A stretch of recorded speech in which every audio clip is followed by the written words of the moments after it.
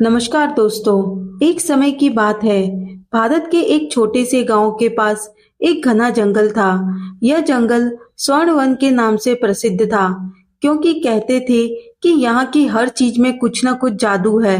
इस जंगल में पेड़ पौधों के अलावा कई जादुई जानवर भी रहते थे। इस जंगल का राजा एक शक्तिशाली और बुद्धिमान बाघ था, जिसका नाम शेरू था। शेरू का राज्य बहुत ही विशाल और सुंदर था। उसके राज्य में सभी जानवर आपस में प्रेम और भाईचारे से रहते थे। शेरू ने अपने राज्यों को 5 भागों में बांटा था और हर भाग का एक राजा होता था। ये सभी राजा अपने अपने हिस्से की देखभाल और सुरक्षा का ध्यान रखते थे। एक दिन जंगल में एक बुरी शक्ति का आगमन हुआ। यह एक दुष्ट जादूगर था, जिसका नाम कालग्रह था। कालग्रह ने स्वर्णवन पर अपना कब्जा करने का मन बना लिया। उसने अपने जादू से जंगल के पानी को विषैला बना दिया और पेड़ों को सुखा दिया। जानवरों में भय फैल गया और वे सभी शेरू के पास सहायता के लिए गए। शेरू ने सभी राजाओं को एकत्रित किया और उन्हें इस संकट का समाधान खोजने का आदेश दिया। गजराज ने सुझाव दिया कि वे सभी मिलकर कालग्रह का सामना करें। मंगल ने कहा कि पहले हमें उसकी कमजोरियों का पता लगाना चाहिए। मोरनी ने अपने पंखों से जंगल की रक्षा करने का प्रस्ताव दिया। मीठू ने अपनी उड़ान की क्षमता का उपयोग करते हुए जानकारी जुटाने का निर्णय लिया और चतुर ने योजना बनाने की जिम्मेदारी ली। मीठू ने उड़ान भरकर कालग्रह के महल तक पहुंचा और देखा कि कालग्रह का शक्तिशाली पत्थर ही उसकी सारी शक्ति का स्रोत है।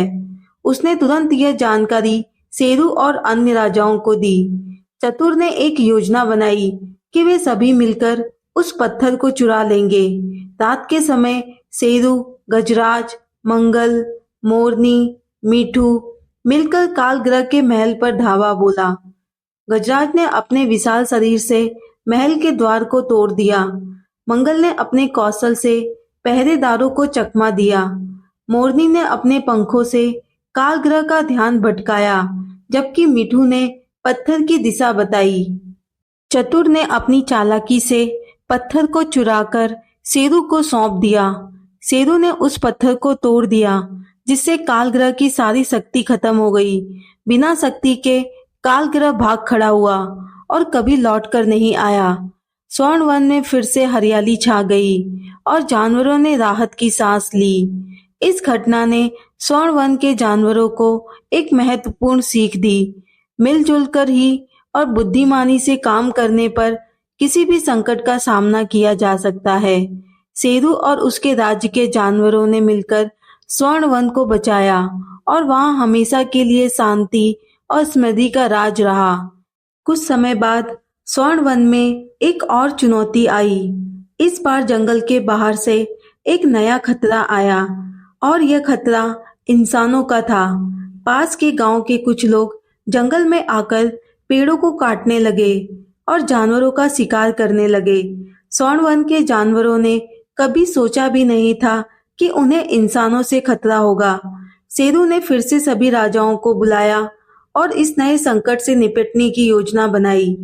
मिठू ने अपनी उड़ान भरकर इंसानों के ठिकानों का पता लगाया और देखा कि वे जंगल के किनारे पर डेरा डाल चुके हैं और बड़ी मात्रा में पेड़ काट रहे हैं। मोरनी ने अपने पंखों से एक बड़ा संदेश लिखा और आसमान में उड़ान भरी, ताकि इंसानों को चेतावनी दी जा सके। चतुर ने समझाया कि उन्हें एक ऐसा जाल बिछाना चाहिए जिससे इंसान समझ सके कि जंगल पर हमला करना सही नहीं है। शेरू ने अपनी पूरी ताकत से जोर लगाकर इंसानों को डराने का फैसला किया। गजराज और मंगल ने मिलकर एक योजना बनाई कि कैसे इंसानों के डेरे को नष्ट किया जा सकता है। रात के समय शेरू ने अपने साथियों के साथ इंसानों के डेरे पर हमला किया। गजराज ने अपने भारी शरीर से इंसानों के तंबुओं को गिरा दिया। मंगल ने अपनी चालाकी से उनके सामान को इधर उधर कर दिया। मीठू ने तेज आवाज में चेतावनी दी और मोरनी ने अपने पंखों से उन्हें डराया। चतुर ने अपने फुर्तीली पैरों से उनके जाल को काट दिया। इंसानों ने देखा कि स्वर्ण वन के जानवर कितने संगठित और शक्तिशाली हैं। उन्हें समझ में आ गया कि इस जंगल पर कब्जा करना आसान नहीं है। डर के मारे इंसान अपने तंबू और औजार छोड़कर भाग गए। शेरू और उसके साथी राजाओं ने जंगल के सभी जानवरों को एकत्रित किया और उन्हें समझाया कि कैसे अपनी सुरक्षा करनी है। उन्होंने जंगल के चारों ओर पहरा देना शुरू किया और हर जानवर को एक जिम्मेदारी सौंपी। इस घटना के बाद स्वर्ण वन के जानवर और भी सतर्क और मजबूत हो गए। उन्होंने मिलकर इंसानों के हमलों को रोका और जंगल की रक्षा की। स्वर्ण वन में फिर से शांति और सुख शांति का वातावरण फैल गया। जानवरों ने समझ लिया कि मिलजुल कर किसी भी संकट का सामना किया जा सकता है, चाहे वो जादूगर कालग्रह हो या इंसानों का हमला। स्वर्ण वन की यह कहानी सभी जानवरों के दिलों में बस गई। वे जानते थे कि एकता, साहस और बुद्धिमानी से वे किसी भी चुनौती का सामना कर सकते हैं।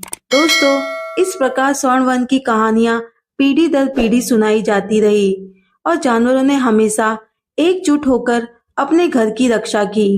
जय हिंद दोस्तों।